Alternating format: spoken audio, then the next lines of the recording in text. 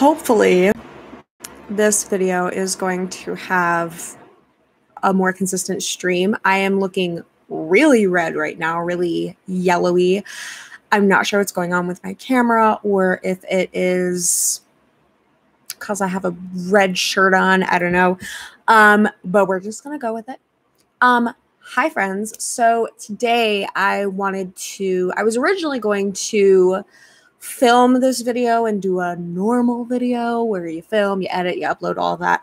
But my camera is overheating a lot and it needs to charge, and I think it just needs like a hug and a Kit Kat. I don't know. Hi, Courtney. So I wanted to talk a little bit about how I changed pretty much everything about my thought processing after I left the church. Something I kind of touched on a little bit, but I also wanted to open this up to more questions from you guys, because I know this is something that maybe people are wondering about, or maybe people aren't sure, or maybe they're like scared to leave the church or scared to change their mindset. So to give you guys just a very quick, little synopsis, growing up in a independent fundamental Baptist church, not necessarily the one that I went to in Illinois, but definitely the first one that I went to in Florida. A lot of their teaching was very hateful. A lot of their teaching was very angry. And it didn't really make a whole lot of sense to me. And to this day, like I've tried really hard to understand where they're coming from, and try to give them the benefit of the doubt. Maybe they're just misinterpreting things, but I can't. I've looked into some of the verses and things that they taught from, and I really feel like they're misinterpreted. And what I mean by that is, like, one of the biggest things is there is a lot, like a disgusting amount of hatred towards the LGBT community from religion as a whole, to be totally honest. And I think a lot of it comes from just years of misinterpretation. So a lot of people are familiar with like Westboro Baptist Church, and that's not that far off from the church that I went to, which is really unfortunate. They weren't like picketing or anything like that, but they were very anti-LGBTQ. There really wasn't anyone of color in the church. It was very whitewashed. It was a really, really messy situation. So what I'm going to be focusing on is how I went from this like extremist Baptist church to where I'm at today.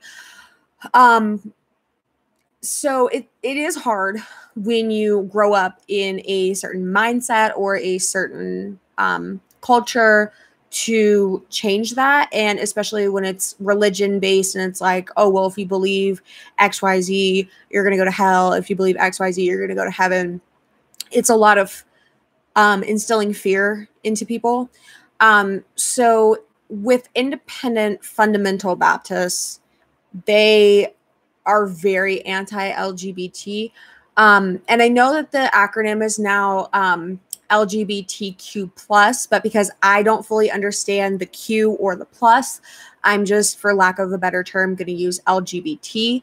I don't know if the Q means queer or questioning, and I know the plus is to cover like everything else essentially. But like I said, it's things that I don't understand, and I don't want to use terminology that I don't understand. So for lack of a better term, LGBT. I don't really know. It's almost like they're scared of people who are not straight, which is very strange.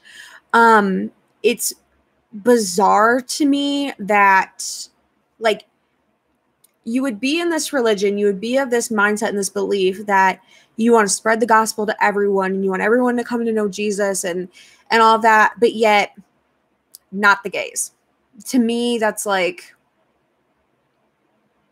that was the first thing that I was kind of like So does Jesus just not love gay people? Is he just like anti-gay people or something?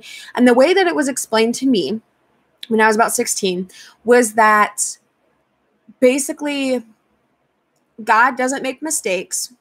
And therefore, if somebody isn't straight, it's because they've let the devil get to them or something like that. I don't fully understand where they get that idea. Because when I kind of took a step back from the church and was like, okay, do I believe these things because I was taught these things, or do I believe these things because it's what the church has told me my whole life? And what I realized was that even like from Genesis, it's stuff that I don't necessarily believe the way it was taught to me forever. And so the number one thing is like in Genesis, it's like God created the heavens and the earth, et cetera, et cetera. Then there's animals and land and peoples and leaves and things and stuff. Cool. Why is it unstable? I don't understand. Okay. My internet is doing strange things. I'm very sorry. It said your connection was unstable. Please wait while we connect. And I'm like,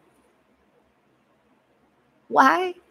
We had a random power outage last night. It was bizarre. Anyways, so yeah, this all-powerful, all-knowing, all-creating being, right?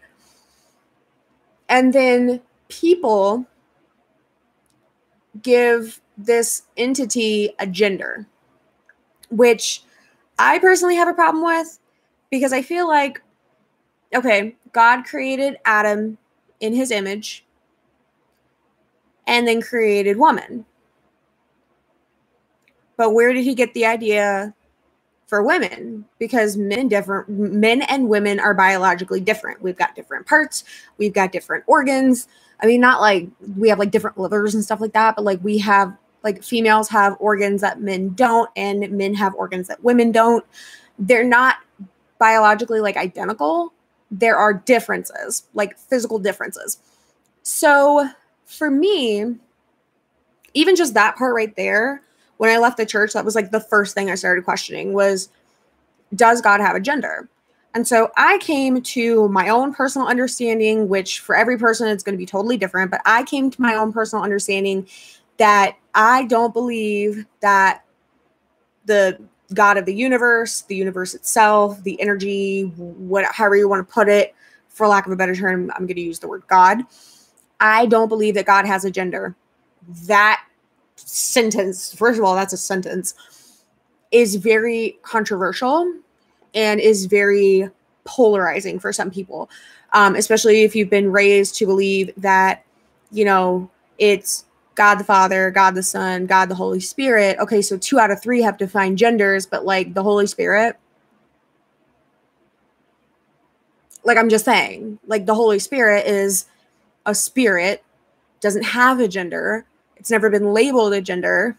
So for lack of a better term, it's energy, genderless. I don't know. It's one of the great mysteries.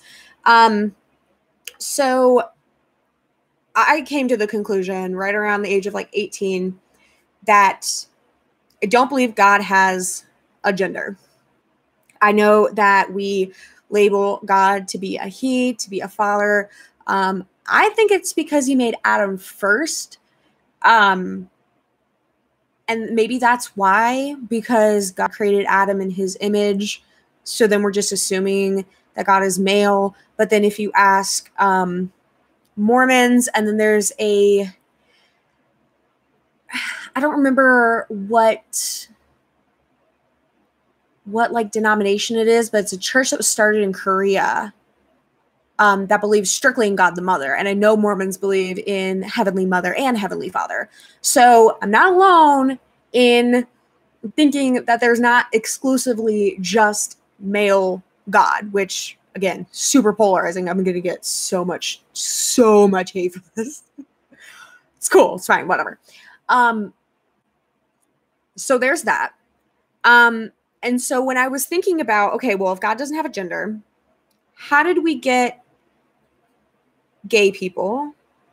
And more importantly, how did we get transgender people? Like, what's the explanation for that? And so I did a lot of thinking and I did a lot of reading, and there wasn't really anything that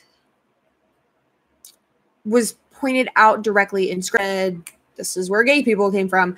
So I came to the conclusion in my own little that because God doesn't have a gender, he, they, however you want to put it, are free to make people however they see fit. So you can have gay people, you can have transgender people, you can have black people, white people, brown people, everything in between. There's really no limit. And I feel like for us to put earthly limits on an all-powerful God seems a little goofy on our part, but that could just, you know, be me.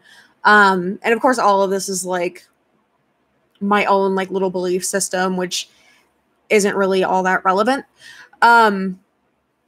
So, and then of course there's like, you know, the multiple like pagan gods. And then there's like, I know some people who believe in like fairies and elves and things like that. I genuinely know people who believe in fairies and elves, which, I mean, it's a little bit strange, but I mean, I can respect other people and their beliefs and their stuffs, whatever. If you want to worship a tree stump, you're more than welcome to. I'm not here to convert anybody because I'm sure if I ever step foot in a church again, they would look at me sideways and be like, why are you here? So there's that. That was the first thing that I personally had a problem with, was the whole, like, the church is so anti-gay, but why? And I understand there was the whole story of like Sodom and Gomorrah, but if you look at it from a historical perspective, it wasn't that, how do I word this as delicately as I possibly can? It wasn't that they necessarily had a problem with just being gay in general. If you look at the context of not just the verse that says like a man shouldn't lie with another man, if you look at that whole section, even just that like whole chapter, it says they had a problem with greed. It says they had a problem with overindulgence. It said they had a problem with, you know, being lazy. And back then it was very common to have male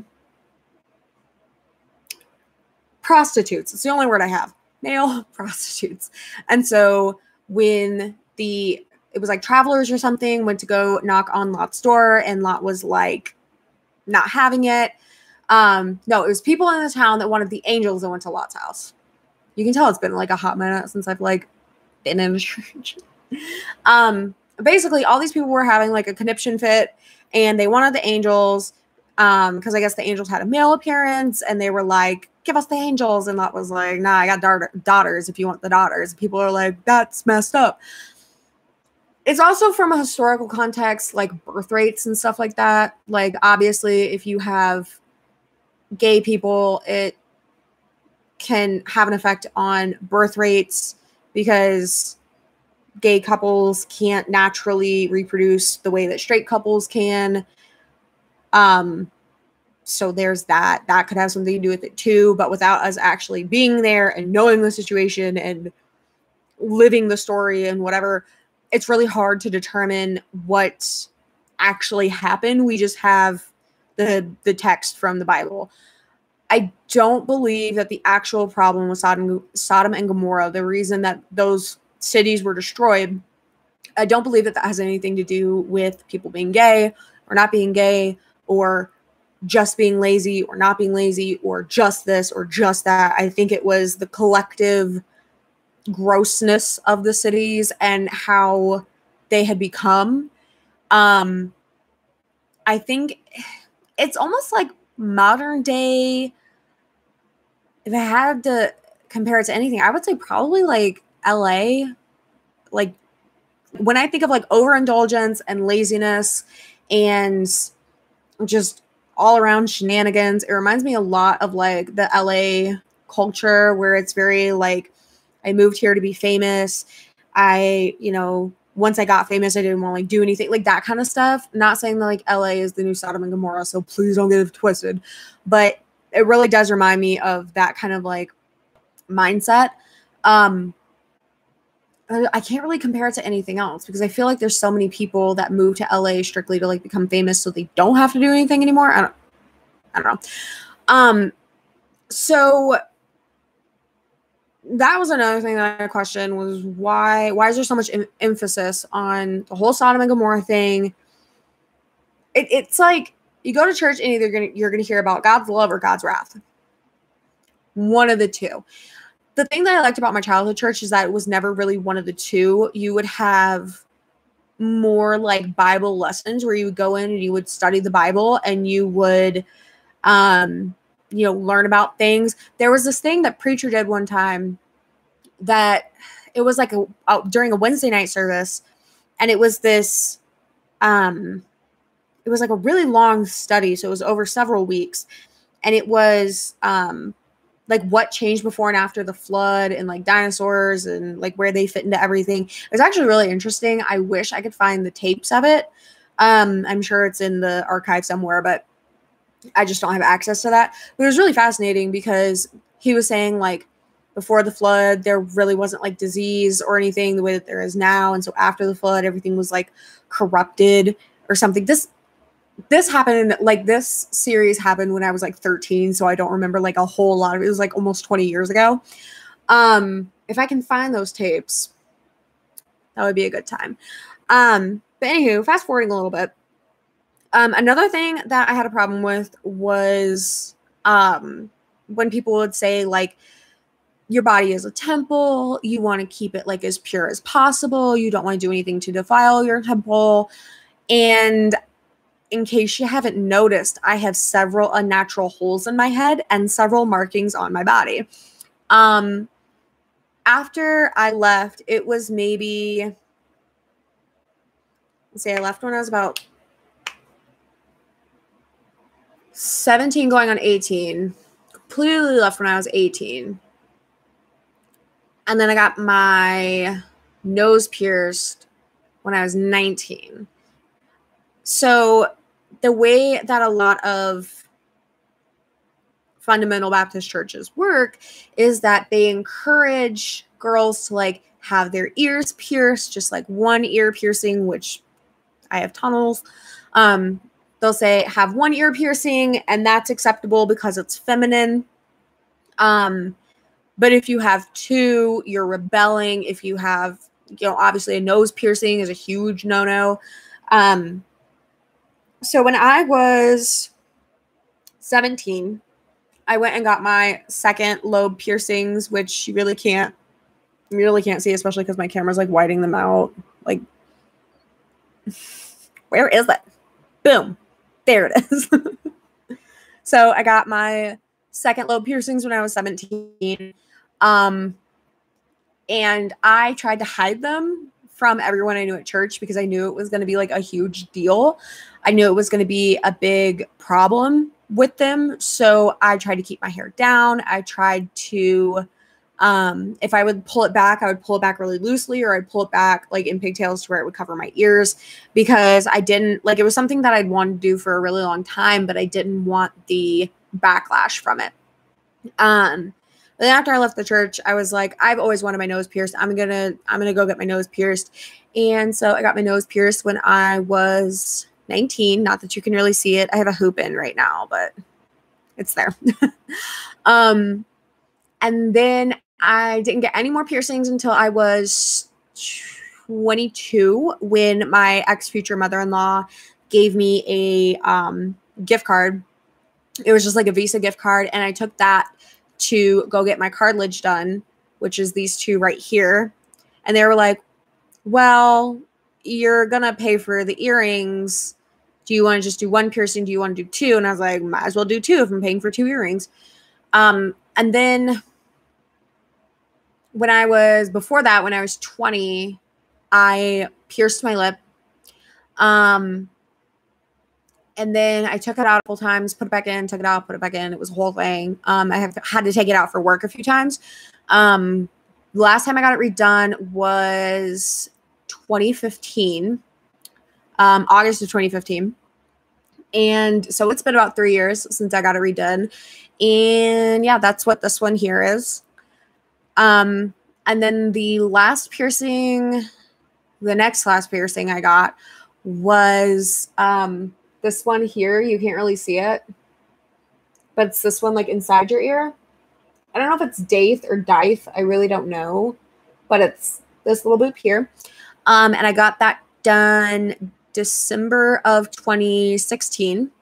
And then the last piercing I got was February 2018, and it was my belly button, but it rejected.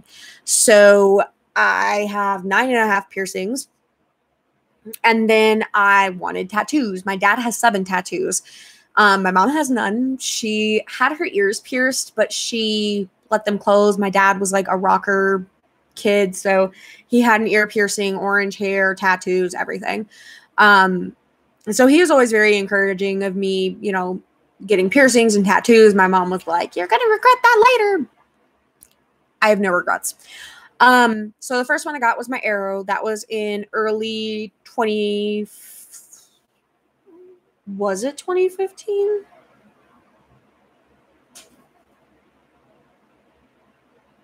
It was 2015. So I got my arrow in early 2015. I got my lyrics in summer of 2015.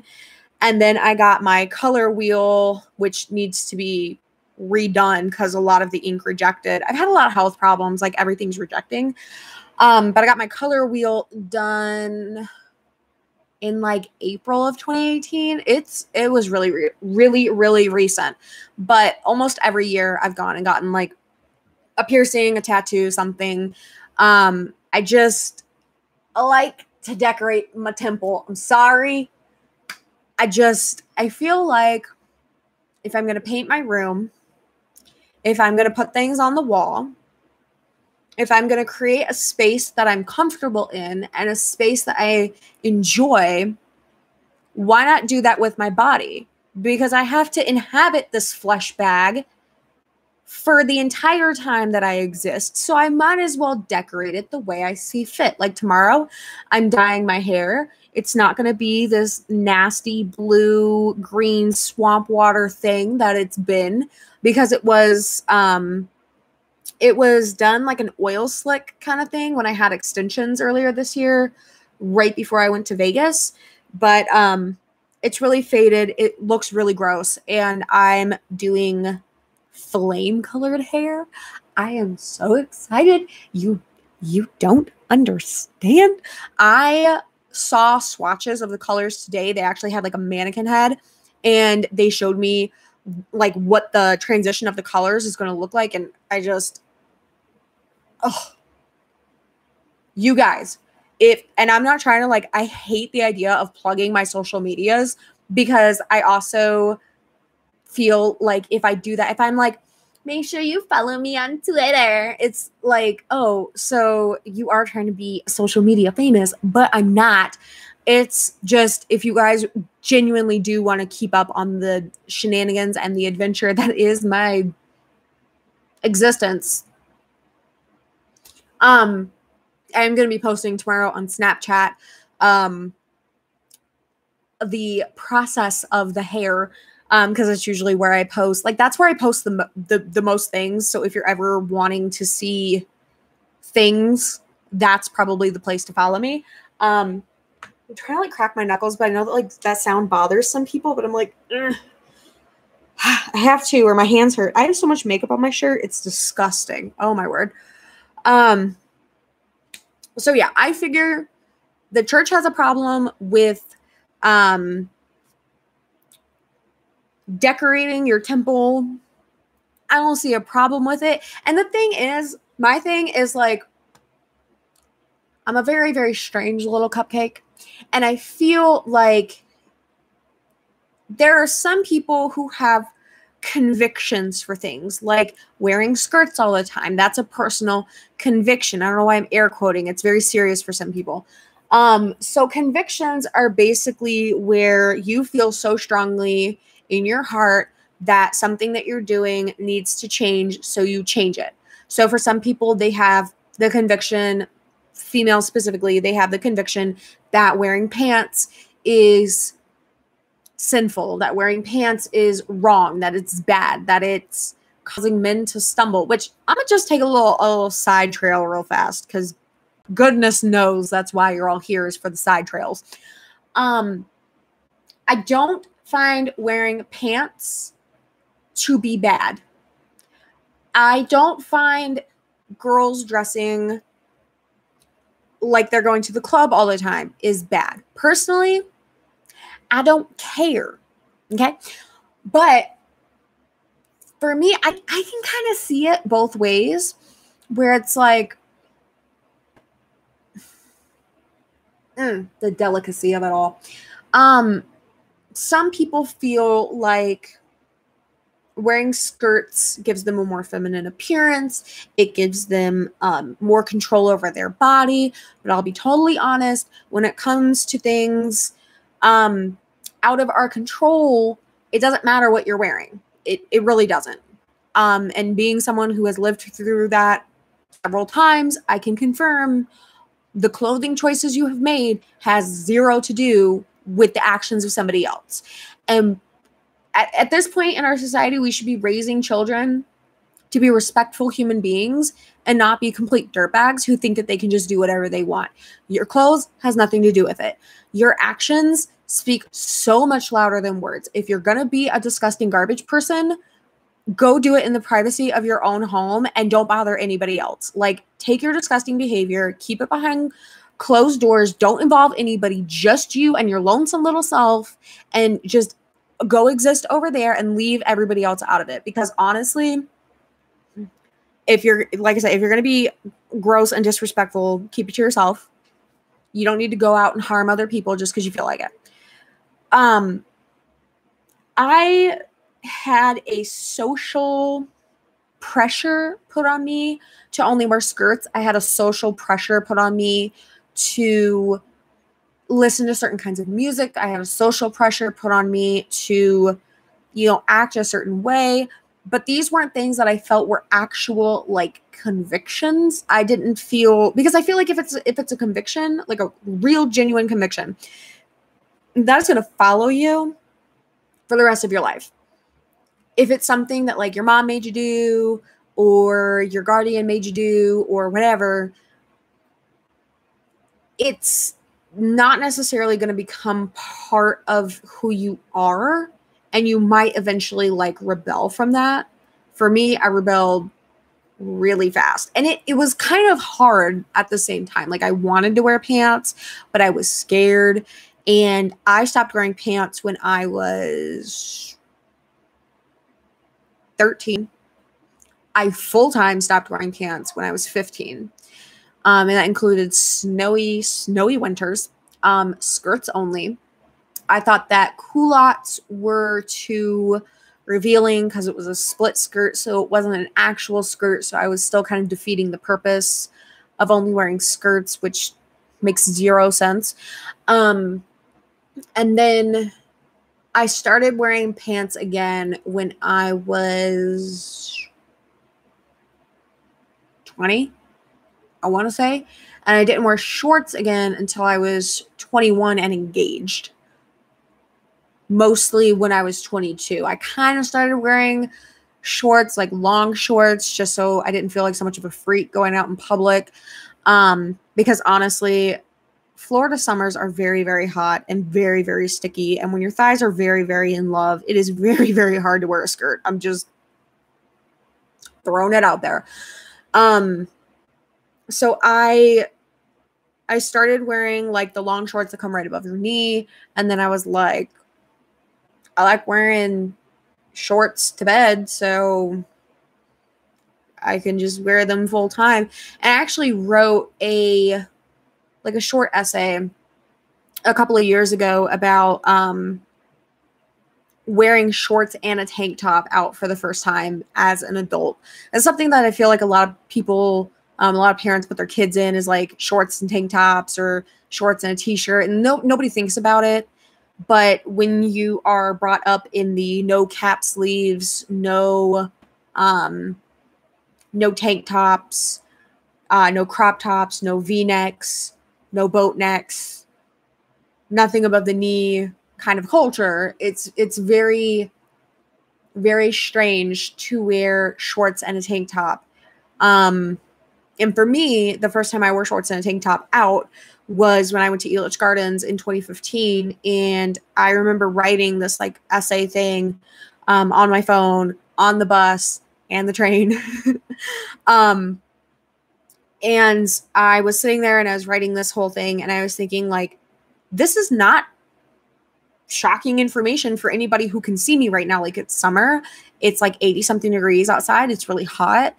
It's not strange for me to sit here and wear shorts. Nobody cares. I'm wearing a tank top. Nobody cares.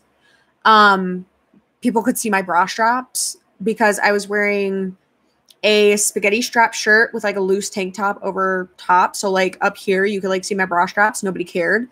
And I was walking around Elitch's and I was like, nobody's looking at me. Like, really? Nobody cares. And that was such a liberating feeling to walk through this theme park for the first time in my life wearing shorts and a tank top and being totally okay with it. Because nobody cared. Nobody was looking at me like, does she know what she's wearing? Like, is she aware? Nobody cared. Even when my family went to Busch Gardens in Florida, I was wearing skirts. It was hot outside, and I was still wearing skirts, and I was sweating, and I felt disgusting, and it was gross.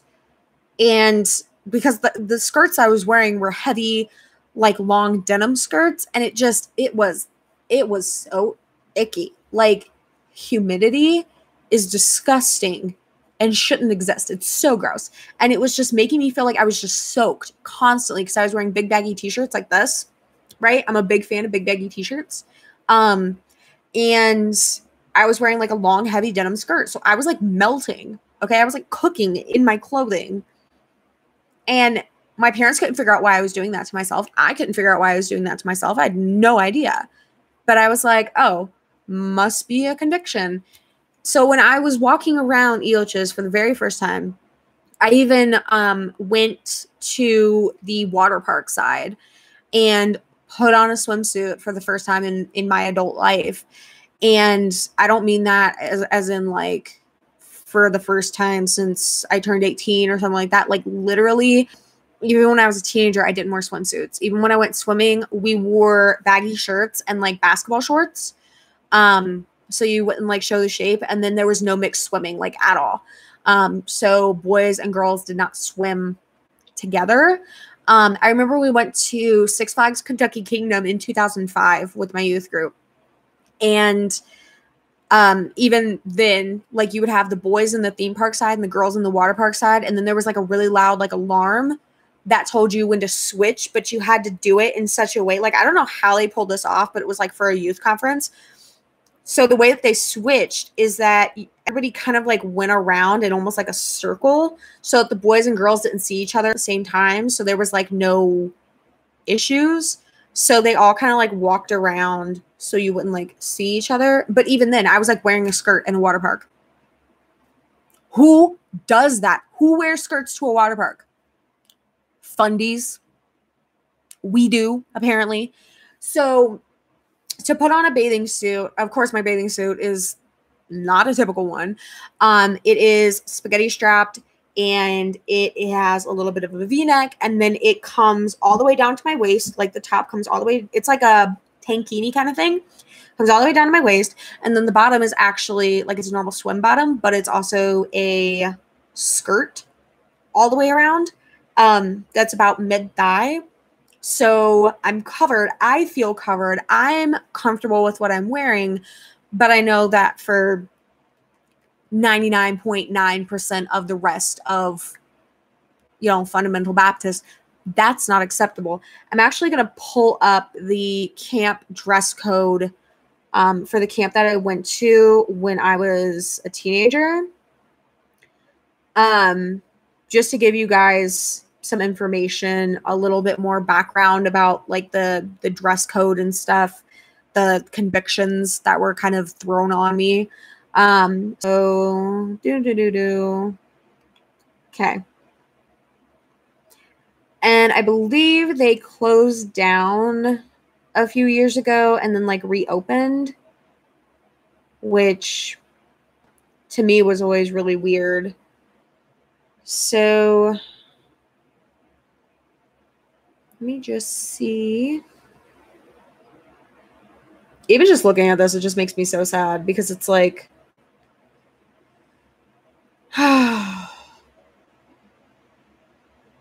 okay. These people they're so set in their beliefs that you can't say anything without them being like, you are incorrect. But it's a lot to look at. So the camp that I went to, literally nothing has changed besides who's in charge. Which actually I know the guy that's now the main pastor for the camp, and he's actually a really nice guy. It's just the beliefs are very strict. So I'm actually going to read to you guys the standards for the camp. And I know a lot of people have said I lip smack a lot, legitimately, and I'm just going to show you real quick. I do have braces, and a lot of people don't believe me. I do have braces. So right here, I have braces. I have clear braces, and they cause me to salivate like none other. I have them top and bottom.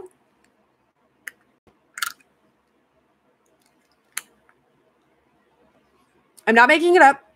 I'm not trying to every 5 seconds, but honestly, I salivate like none other. I'm looking at the box right over here. I do want to make a video about my experience with clear braces, but I started in like April or May. I'm going to be done in December. That is when I'm planning to film, edit, and upload an actual video based on my experience with this company. It's not sponsored. They don't know I exist. They don't care I exist. I just was tired of having a snaggletooth, figured I'd do something about it. So I'm going to move things around a minute. I'm sorry if it messes up my microphone.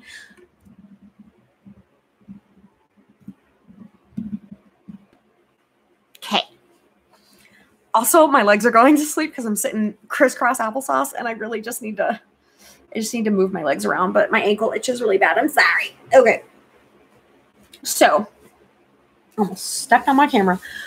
So I'm just going to read to you the standards of the camp. And then we can all explore this together. I'm just going to destroy my whole room. Excuse me. All right. So it says the standards we have are based on the Bible and are to be upheld by all campers. Knowing these policies before you come will help you decide whether we are the place for you to attend camp or send your young people. So right off the bat, they are putting it out there. These are non-negotiable things. This is not something that you can question. This is, this is how it is. And I have seen where we would get ready for chapel or for dinner or something like that, and they would actually stop girls and measure their skirts and measure their slits. And if they found them to be inappropriate, they would send them back to the cabin. Like you would have to change. You can't not attend chapel. That is non-negotiable across the board. You can't like be sick and skip chapel. Like you can be sick, but you can sit in the back. Like you can't not attend. Like it's mandatory. If you're going to go to this camp, there's chapel. I want to say it was like 2 or 3 times a day, plus devotionals, plus flagpole. So you basically spent like 80% of your day in church, which for some kids is like the greatest thing in the world. For kids like me that wanted to just go play games and go to canteen and stuff like that, it was a lot. So for all campers, none of the following are allowed at our camp: tobacco, alcoholic beverages, and controlled substances. Duh. Radios of any kind, including clock radios. So if you want to have an alarm clock, it has to be an alarm clock, not a clock radio. You cannot access the radio. That is prohibited. MP3 players, iPods, iPads, laptops, cell phones, or any other electronic device. Now, counselors are allowed to access phones, and if you're taking a group, the adult in charge, typically a youth pastor, is allowed to have a phone. However, you're not allowed to use it. It's for emergencies only. They prefer you go to the office and use their phone, which is really inconvenient. Like if somebody has like an emergency, I'm just going to leave that there. CDs and DVDs, I don't know what you would play them on because you don't let radios in. So maybe if they were going to like swap them, like, hey, do you want my copy of Napoleon Dynamite for that bag of Cheetos? Sure. I could see that happening. Magazines, questionable reading material. So like Harry Potter, no go. Matches, fireworks, knives, or weapons of any kind, which is kind of strange to me because a lot of fundamental boys typically carry pocket knives. So to not suddenly not be able to have your pocket knife, I'm sure is weird for some of the guys. Clothing with worldly advertising, so alcohol, rock, country music, etc. Worldly advertising is going to be like Budweiser t-shirts. For rock, it could mean Christian rock. It could mean Marilyn Manson. There's no telling. Country music, so no like Brad Paisley t-shirts, stuff like that. I was trying to think, do I have anything like that? And I think the closest I have is a shirt from To Write Love on Her Arms. And then I have a Taco Bell shirt.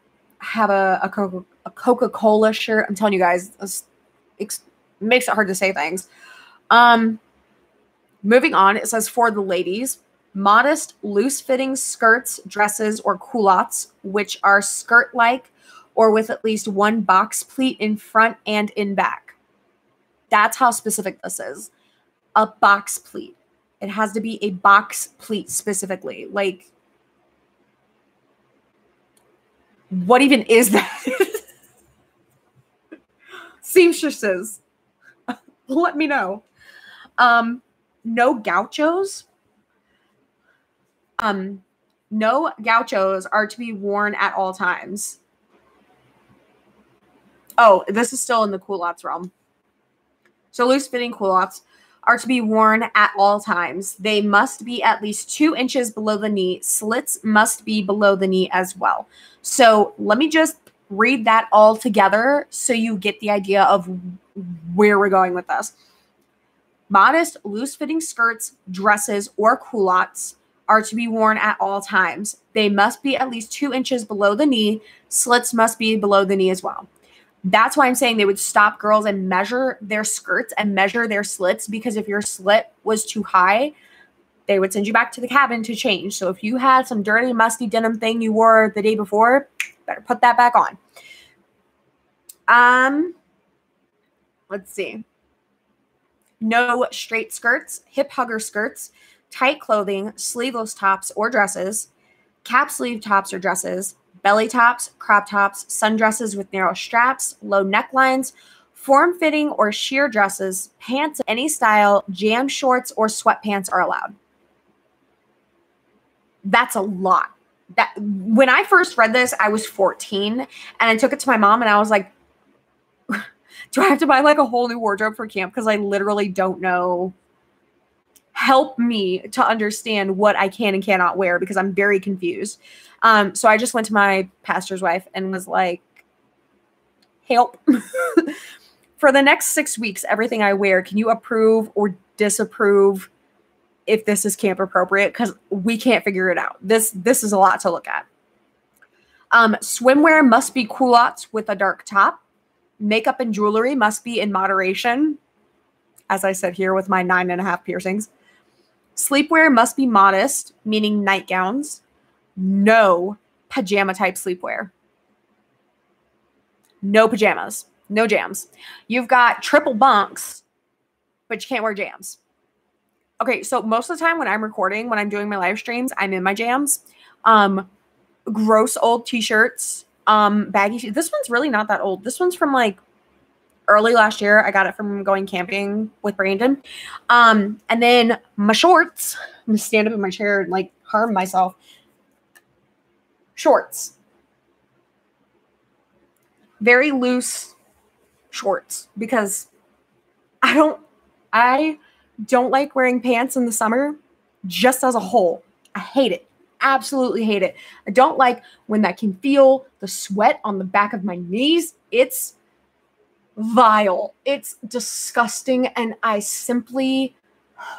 can't. But I have this thing where I can't wear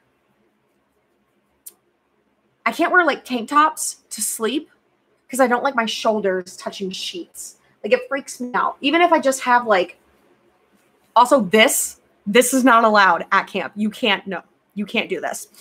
This, if I have my shoulders on the bed, it just freaks me out. I can't. I hate it. Just flap my chicken wings, get everything back together. Okay. For the men, no sleeveless shirts, shorts, or sweatpants are allowed. Swimwear must be a dark t-shirt and pants. A dark t-shirt and pants. Pants. Who swims in pants? Actual pants. Swimwear must be a dark t-shirt and pants, cutoff pants, or modest swimwear. So like swim trunks are okay, but you have to have like a shirt, an actual like shirt on to go swimming. I can't get past the pants. I'm sorry. Pants. Hair must be neatly cut and off the ears and collar. No earrings, necklaces, or bracelets. Medical identifications are okay. So you got a life alert, you're good. You got a diabetes bracelet, you're good. Allergy bracelet, you're good. Bracelet that your female best friend from church made you, better leave that one home. That is it for what this camp allows. This is the camp that I went to when I was 14 and 15. And I went to a similar camp like that in Florida when I was 18. And when I was 19, I went as a counselor, and I was the worst counselor to have there. So there's that. That is kind of the standard, if you will, for fundamental Baptists. That is like their everyday code of conduct.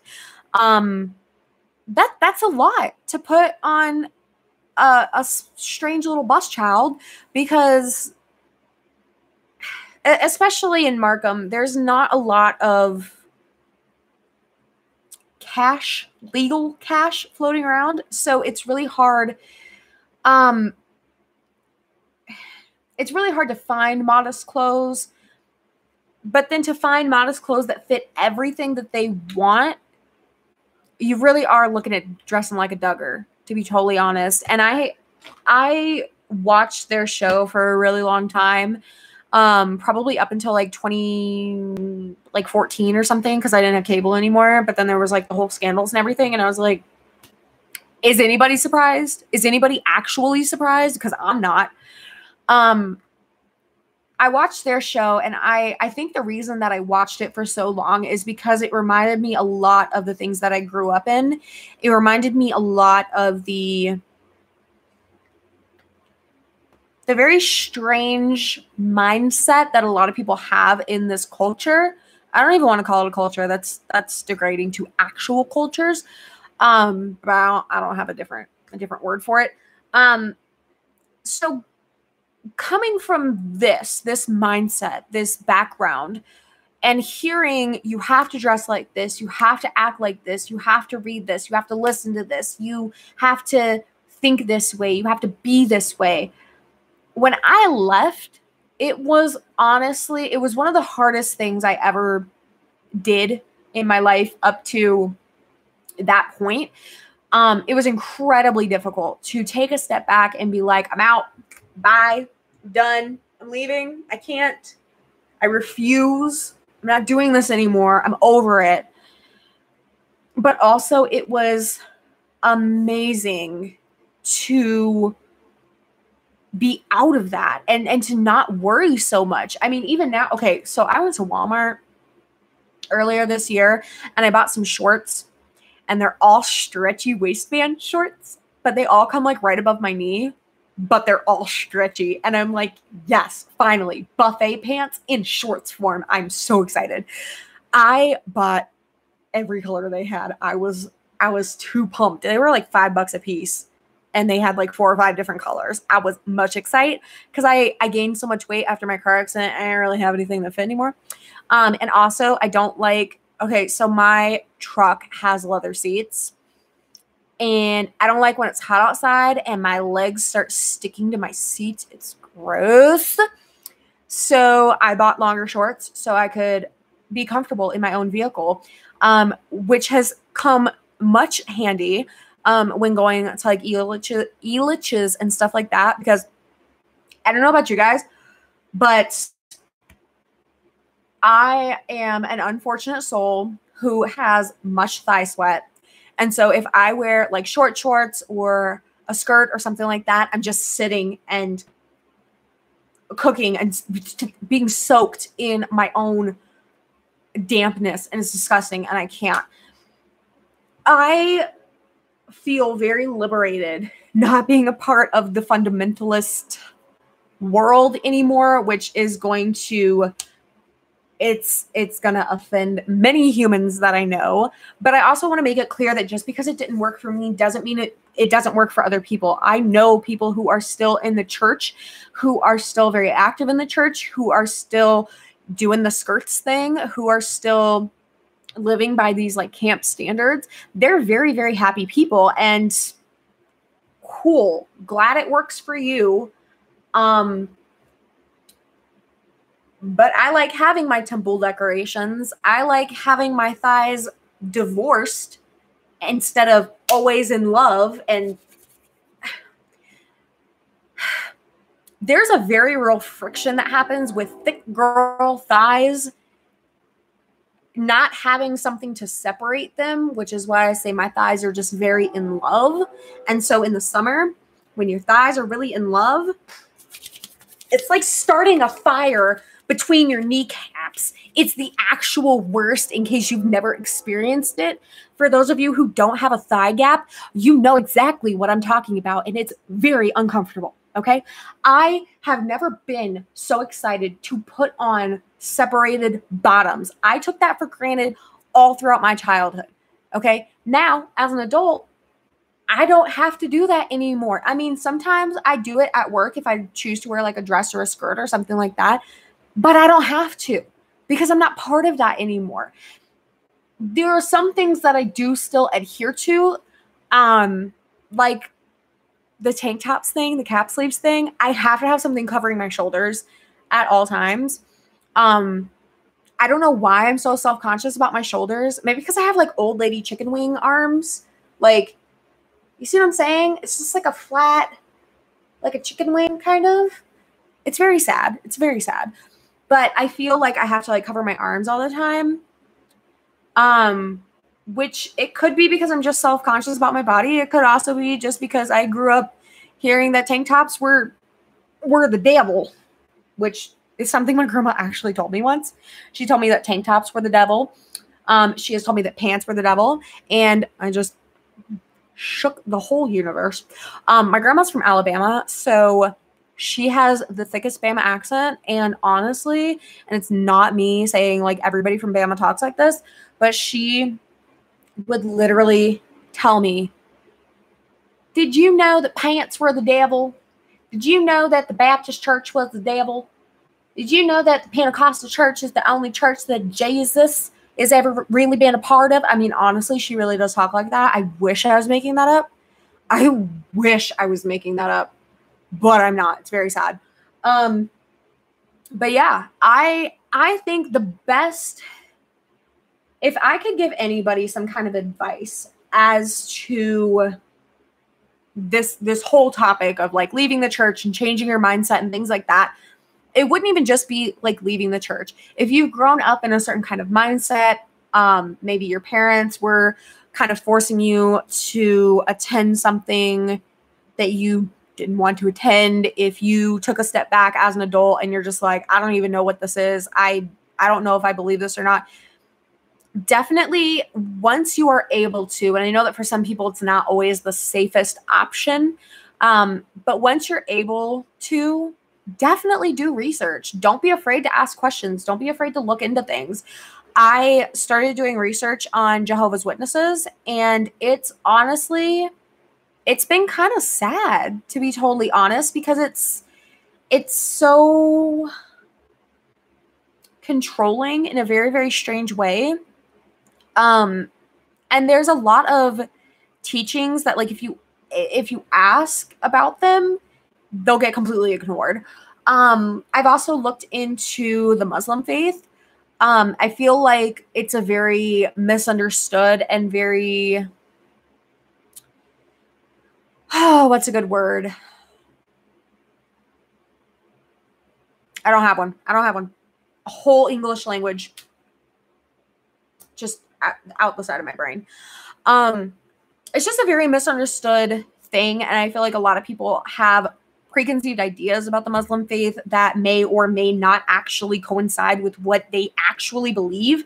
And of course, there's going to be extremists in every religion, which, you know, that alone causes a huge problem with a lot of religious groups, but not every extremist, actually no extremists, are representative of the group as a whole. You have to kind of take what they say with a grain of salt. It may or may not be true, but definitely do your own research.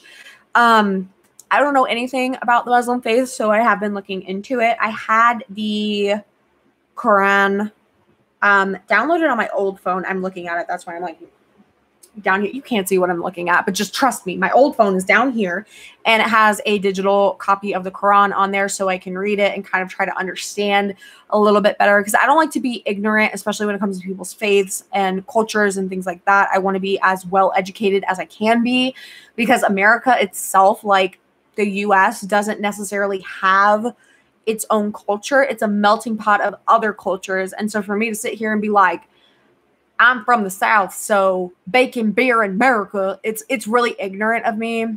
You know what I'm saying? Like, I understand that's a solid chunk of like Floridian trailer park life is, you know, beer, God, America, you know, stuff like that. But I didn't want to stay in this bubble of ignorance. So I guess I rebelled really early then, because I was like 5 when I started asking my mom about like Mexican culture and Asian culture and just all kinds of different things. I was asking my mom like ridiculous questions at a very early age. And the other thing is Mormonism. That's something else I've been doing a lot of research into. I found a video on YouTube that was supposedly a Muslim prayer meeting. Not a Muslim prayer meeting, I'm sorry, a Mormon prayer meeting. That was supposed to be like inside the temple and like with temple garments and stuff like that. And I watched it and I was very uncomfortable and very confused. And apparently there's a lot of secret handshakes and things like that. I don't know if that's true. That's just what it showed in the video. I have a hard time believing if that's true, but because what happens in Mormon temples are so secret and so sacred to them, it's really hard to know what actually goes on behind closed doors. But it's something that I have been looking into. I have a friend who he texted me today. He's Mormon. And he texted me today and was like, are you okay if I give you this person's phone number? They would be able to answer more of your questions. And I was like, sure, because I just want to be as educated as I can be, because like I said, America, the US is a huge melting pot of different cultures and religions. And backgrounds and foods and ways of life and things like that. And honestly, like one of my favorite shows was Taboo on National Geographic, because it took time to look into the differences in cultures around the world, and also True Life on MTV. Two different worlds here. True Life on MTV, because it would take like a real look at, you know, different things going on in the world. And I thought that was just like amazing, because, you know, there's things that I didn't know existed and learned about through watching True Life of all things. So anywho, I am going to go through my comments real quick, see if there's any questions that need to be answered. If you guys have any questions about anything, now is the time to leave them. If you tag my name, I'll be able to see them faster. Not that people are really blowing up my chat, but, you know, just helps me sort through them quickly and whatnot. So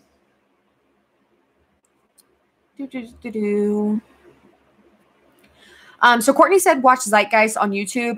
I actually watched Zeitgeist. It's like a trilogy documentary kind of thing. I watched it on Netflix a few years ago. I don't remember a whole lot of it. The intro to the first one scared me to the point I didn't even want to watch the rest of them.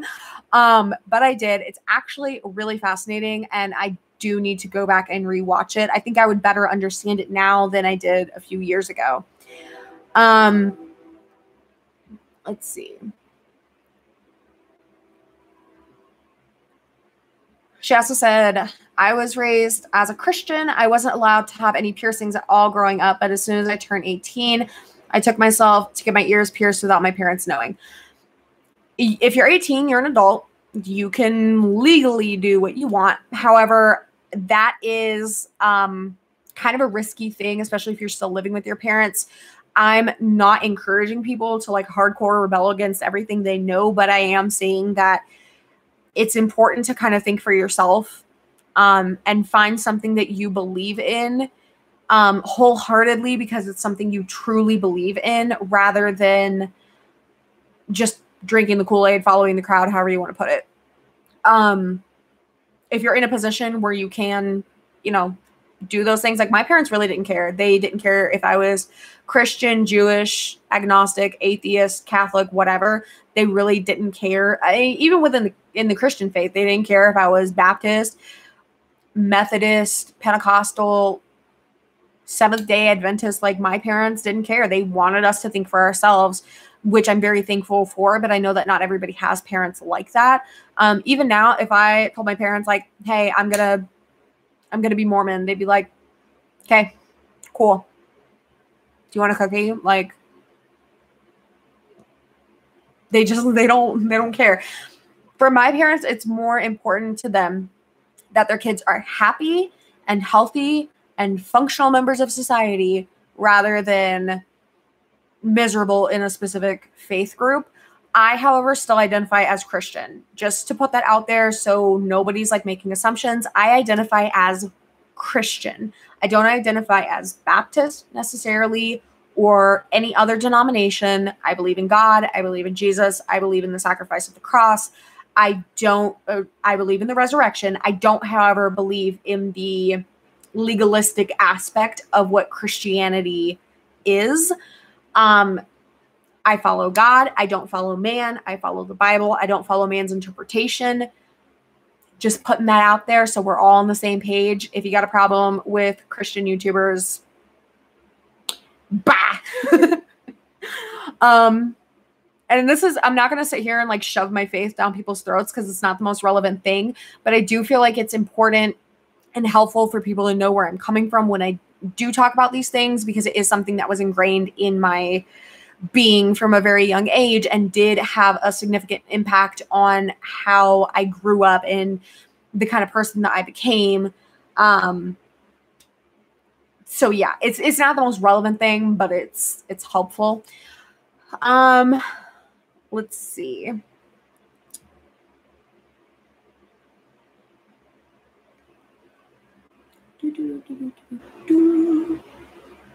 They made me safety pin my skirt. That's a thing. That's a thing for sure. If you wear a button down and you have that gap, you know, if there's like a button here, and there's like a gap, like a little gap, they will make you sew that closed. They will make you safety pin that closed. They will make you Velcro that closed. They will make you double stick tape that closed. Whatever you have to do to keep your tater tots in the casserole, they don't care.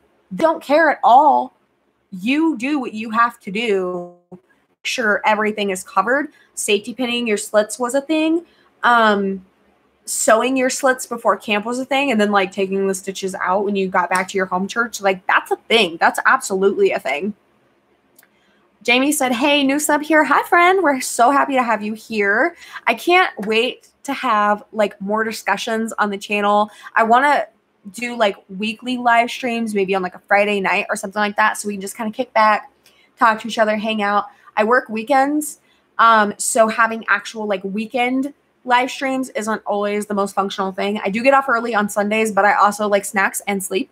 So I was thinking, how do you guys feel about like Friday night live streams? And that just being like what my channel is just Friday night live streams. I still want to do things that kind of get you guys involved in the channel as well. So tweets that you send me, Snapchats, posts on Instagram, your own personal stories. If you email them to me, I would love to get you guys involved and share your stories, because I know not everyone is comfortable putting themselves out on the internet and opening themselves up to a lot of hate, a lot of scrutiny and things like that. So I definitely want to get people more involved on my channel and make it more of like a community kind of platform rather than listen to me talk for an hour and a half, because I'm really sick of doing that. So yeah, I want to update my banner to have like my socials up there so people can send me their stories, because I want to be able to share more stories with more people, because I think it's important. Because each of us is on a different journey. And I think it's important that we all share our stories, that we all share our perspectives. That way we can all come to a better understanding of things around us in the gloriousness of this world. Let's see. Tammy said I'm the coolest person ever. You're not wrong. Chelsea said, so they're regulating sleepwear on top of your daily clothes. Yes. So at this particular church camp that I went to, they do tell you that you can't wear like pajamas. You have to wear nightgowns, which I don't find nightgowns to really be all that modest, especially if you're like climbing up into a bunk bed or like climbing down out of a bunk bed. So I know that there's a lot of girls that would actually sleep in like basketball shorts and stuff like that, because most camp counselors didn't care, but there was a handful that did and would actually bring extra nightgowns for people who didn't have nightgowns.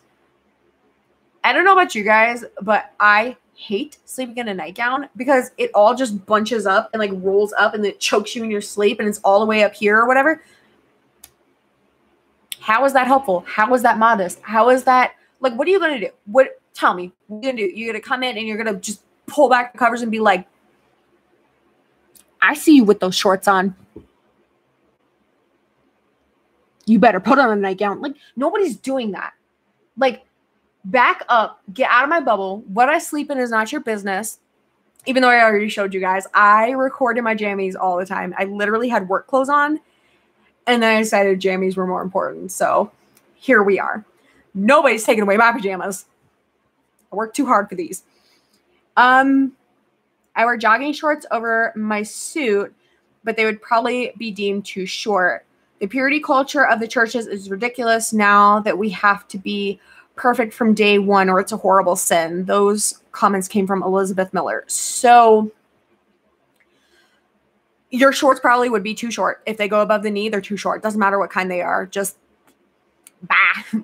As far as the purity culture, so that was a big deal, especially the theme. So there's always themes to camp.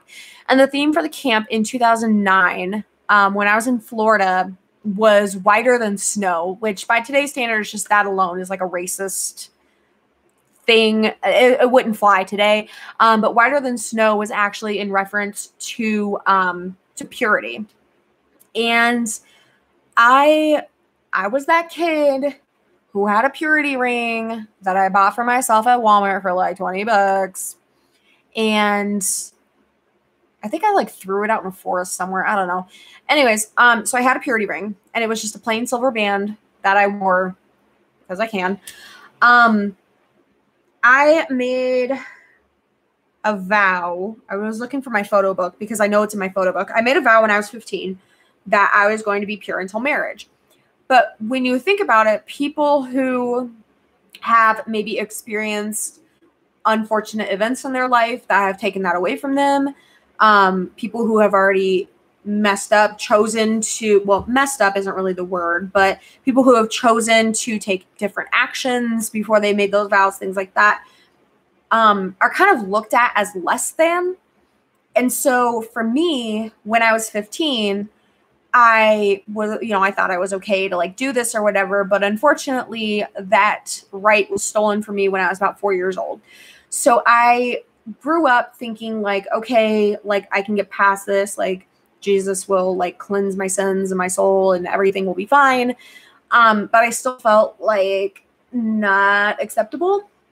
So, fast forward to this camp in 2009, and they're really like pushing hard, being like, stay pure until you're married. You know, you don't want to defile yourself. You want to be pure for your partner and this and this and that. But what they don't realize is that most of those kids at that time, I'm going to just go and tilt this down a smidge.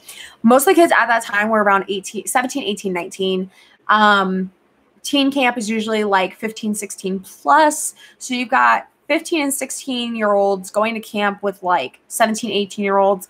Some of them are, some of them aren't. But also the ones that didn't come from like church culture might not have known. And so they're really pushing this idea of like, be pure, stay pure. Like I asked Thursday coming back from the pool, I was like, what if you already messed up? Or what if that was taken from you like at a young age or something like that? Like, then what?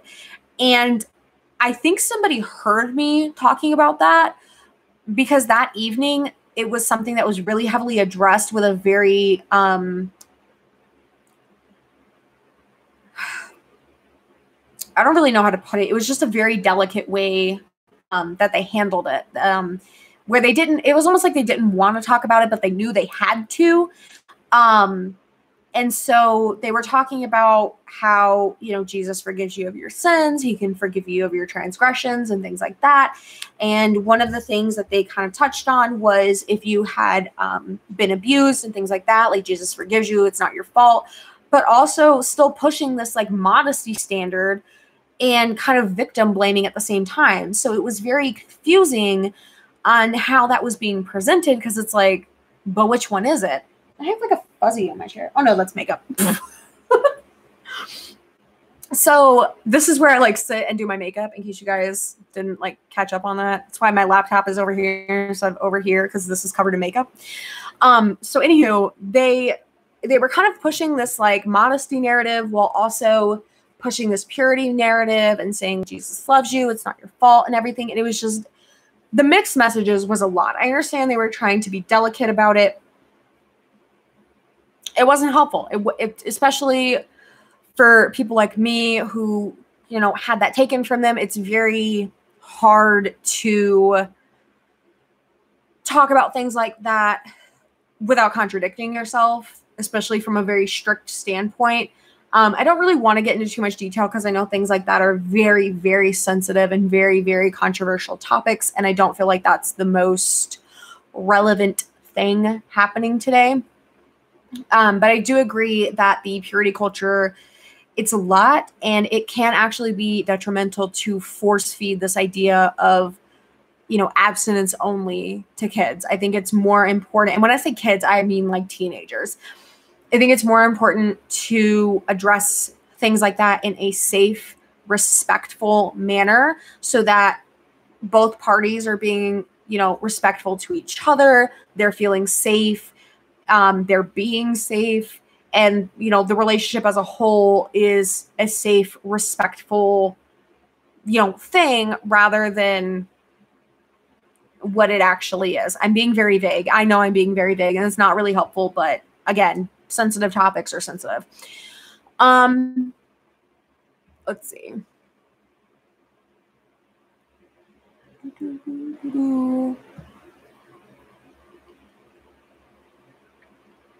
Everyone's talking about their tank top preferences.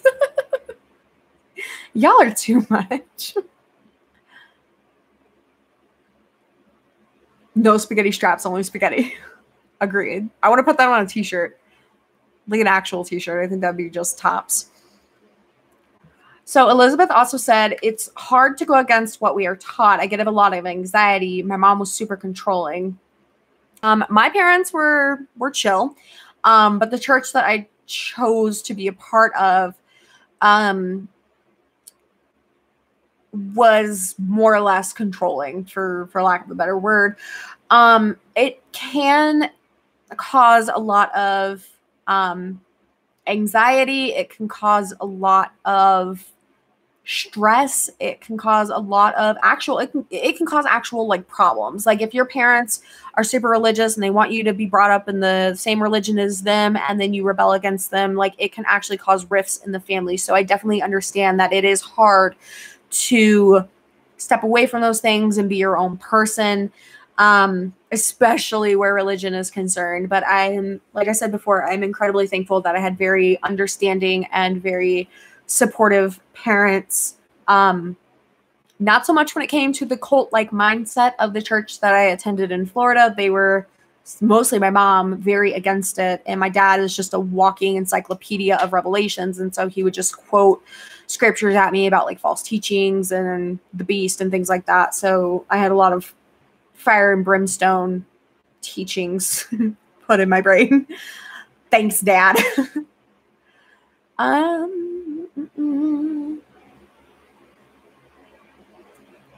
Let's see. So Chelsea said, technically the US does have a culture because the definition of culture is the arts and other manifestations of human intellectual achievements regarded collectively. I didn't Google it, so I'm just gonna agree. I do think that the US has a melting pot culture, if we're gonna call it that. But it's not like in Japan. It's a very distinctive culture. It's very specific to them, the traditions and things like that. In America, even looking back to the way things were in like the 90s, it was vastly different. I feel like things progress quite quickly in the US. Just the way that we handle things, the way that we do things, it changes so quickly. I had like the word come out, but no sound. It was very strange. The way that we progress and things like that, it changes within days. So, you know, something can happen and it causes a huge uproar and the culture just changes. It just shifts right on over. Whereas places like England, for instance, I've never been to England, so I'm just taking a stab at it. Things have been a certain way forever. Like that's just how it is. Not saying that they don't progress or anything like that, but the culture stays the same. America, the US, to me is a lot like Canada in a sense, where things are ever changing. And it might have something to do with like the Western ideology. I have no idea. I'm poking things, just taking stabs at it. I honestly don't know. But I think the US has a very interesting, I almost said culture. It does. It has a very interesting kind of melting pot culture where it's, you're not going to find the same things in neighboring towns. You could have this completely distinctive, okay, so like in Markham, in Illinois, for instance, there's a very distinctive atmosphere there versus if you go to Tenley Park, it's completely different. It's almost like night and day kind of. Even though I'm pretty sure they're neighboring. They at least touch like at a corner. Even though it's different towns in the same state, the mindsets are very different. Let's see.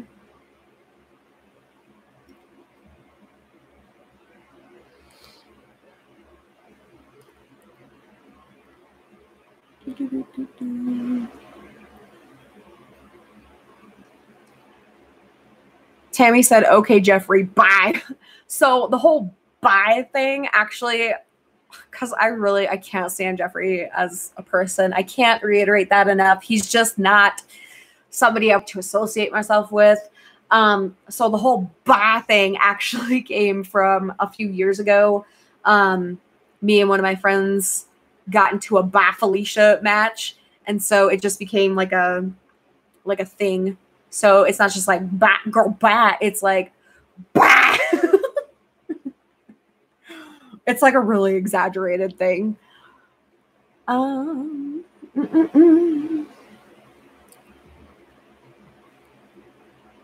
Let's see.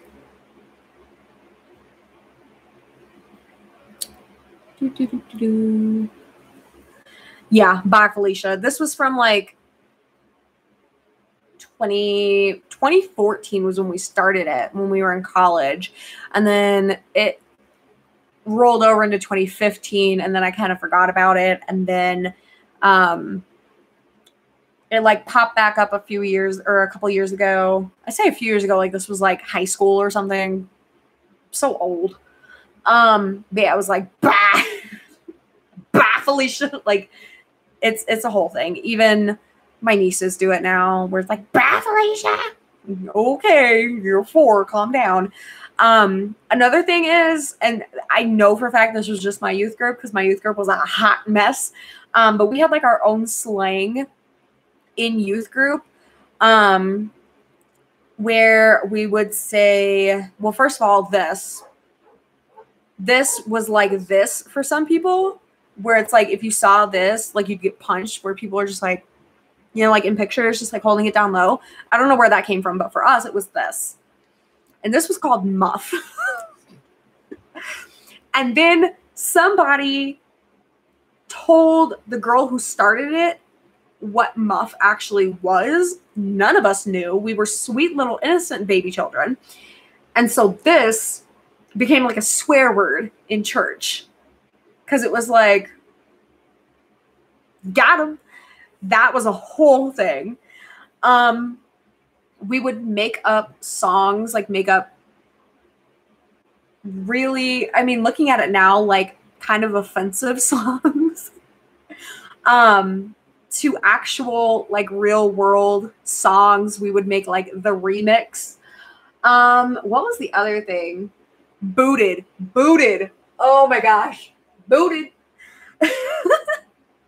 So booted was like if somebody saw somebody else getting like rejected or something like that, or if somebody was like told no, but it was like kind of embarrassing, you'd be like, oh, booted. I don't even know like where that came from, but I still use it sometimes. This was like over 10 years ago, and I still use the term booted on a regular basis. Oh my gosh. Thinking about some of the times I had in youth group, we were a mess. I don't know how we got away with anything. Like that stuff would not fly today. We would all be kicked out. We would all be sent home. We would all be taken home between services. That stuff would not fly. Pretty much everything that we did as kids, by today's standards, would be, without a doubt, would be considered like bullying to some extent. We picked on each other a lot. We were not nice children. Some of us were the kids who really didn't like get involved with the shenanigans, but the rest of us were heathens. We were heathens. My dad's favorite term is hellion. So there's something you can use. So anywho, I'm going to go. I would like for one day, just one day, to have a live stream that isn't over an hour long. But anywho, I'm going to go. It's been fun. I hope that this has been helpful for some people, maybe with some understandings, or if you are curious about things or questioning things or anything like that, hopefully this has been some kind of encouragement to somebody somewhere to take a step back and be like, it's okay to examine what I've been taught. It's okay to question things, even if it's like you're questioning like your history textbook in school, or you're questioning, you know, my thing was like, why is my gym teacher telling me to run, but he's fat? I don't understand. I have questions, which I know you can't really like call people fat now. It's offensive to people who are overweight. So why is my out of shape gym teacher telling me to run when I was in school? That made no sense to me. I was like, shouldn't you be doing this with us? Shouldn't you be like setting the example? If you're going to have us like, I don't know, play field hockey or something, like, couldn't you just like show us how instead of just like yelling at us how? Question math. Ask why 2 + 2 is 4. Investigate things. Find out things for yourself. Do your research. Eat your vegetables. Buckle your seatbelt. Change your socks daily. I don't know. Now I'm just spitting out shenanigans. Anywho, I'm going to go. Thank you guys for watching. If you would like to see the adventures of my hair color, you can follow me on Snapchat. Let me make sure I get you the correct information because I don't remember any of my social platforms. My Snapchat is Jessalyn_in_MUA. I'm going to put it in the thing right quick.